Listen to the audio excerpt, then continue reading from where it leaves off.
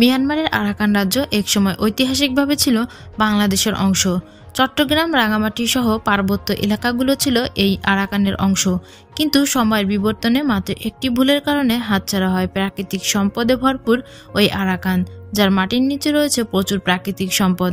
কিন্তু কি ভুলের কারণে হাতছাড়া হয় এই আরাকান? বাংলাদেশ কি আবারও দখল করতে পারবে আরাকান? কেনই বা বাংলাদেশের মানচিত্রে এই ভূখণ্ড যুক্ত করা হচ্ছে না? 22,000 বর্গমাইল আয়তনের আরাকান রাজ্যের বাংলার সঙ্গে ছিল গভীর রাজনৈতিক ও অর্থনৈতিক সম্পর্ক। বর্তমানে বাংলাদেশে আশ্রয় নেওয়া 12 লক্ষেরও বেশি রোহিঙ্গা জনগোষ্ঠীর ভাগ্যের নির্মম পরিহাসের ফলে আজকের এই অবস্থা। তবে রোহিঙ্গা জনগোষ্ঠী কখনোই এতটা পরাধীন ছিল না। তাদেরও ছিল স্বাধীন এক রাষ্ট্র রাখাইন, যার আদি নাম আরাকান। 7ম শতাব্দীতে বঙ্গোপসাগরে ডুবে যাওয়া একটি জাহাজ থেকে বেঁচে যাওয়া লোকজন পার্শ্ববর্তী উপকূলে আশ্রয় নেয়, আর তারা বলেন আল্লাহর রহমতে বেঁচে গেছি। সেই রহম থেকে রোহিঙ্গা জাতির উদ্ভব হয়। পরবর্তী সময়ে চাটগাইয়া, রাখাইন, আরাকাইন, বার্মিজ, বাঙালি, ভারতীয়, মধ্যপ্রাচ্য, মধ্য এশিয়া ও দক্ষিণ পূর্ব এশিয়া মানুষের মিশ্রণে এই জাতির 4র্থ শতাব্দীতে পূর্ণাঙ্গ জাতি হিসেবে আত্মপ্রকাশ করে।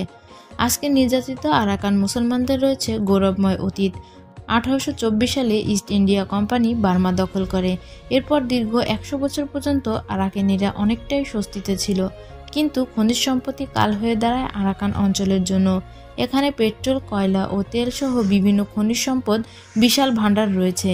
এমনকি সেখানে সোনা ও রূপার অস্তিত্ব থাকায় এক এক সময় দখলে নিয়েছে এক এক দেশ। কিন্তু 1942 সালে আরাকান জাপানিদের অধীনে চলে যায়।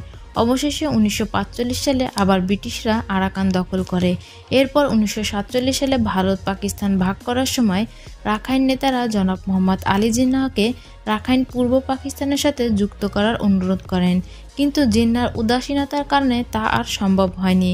জিন্না আরাকানের ব্যাপারে সঠিক ভূমিকা পালন করলে আজ রোহিঙ্গাদের ইতিহাস ভিন্ন হতে পারত।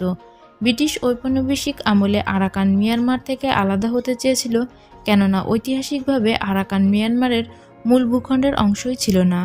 আরাকান এক সময় ছিল স্বাধীন ও বাংলার অংশ। অবশেষে মোহাম্মদ আলী জিন্নার অবহেলার কারণে বার্মিজরা আরাকান দখলে নেয়। ব্রিটিশ ঔপনিবেশে ভারত পাকিস্তান স্বাধীনতা আন্দোলনের সময় পূর্ব পাকিস্তান, যা বর্তমান বাংলাদেশের সাথে একই হতে মত দেয়। আরাকান নেতৃত্ব নিজেদের অবস্থান স্পষ্ট করতে 1946 সালে আরাকান মুসলিম লীগ গঠন করে তারা। কিন্তু জিন্নার ঐতিহাসিক ভুল সিদ্ধান্তের কারণে আরাকান বাংলাদেশের সাথে যুক্ত হতে পারেনি। সুতরাং রাখাইন রাজ্য কখনোই মিয়ানমারের অংশ ছিল না, তা ছিল বাংলাদেশের অংশ। বাংলাদেশের মানচিত্রে কি আরাকান আবারও যুক্ত হবে? জুলাই 2000 সালে রোহিঙ্গা প্রত্যাবাসন ব্যর্থ হলে রোহিঙ্গাদের ভূমি রাখাইনকে বাংলাদেশের সঙ্গে যুক্ত করার প্রস্তাব দিয়েছিলেন এক মার্কিন কংগ্রেস প্রতিনিধি। মার্কিন কংগ্রেসের এ সংক্রান্ত এক প্রস্তাব তোলেন কংগ্রেসের এশিয়া প্রশান্ত মহাসাগরের উপকমিটির চেয়ারম্যান ব্রাড শারম্যান।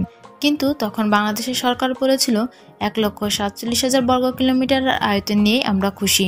অন্যের জমি নিয়ে আসা এবং অন্যের কোনো প্রদেশ আমাদের সাথে যুক্ত করতে চাই না।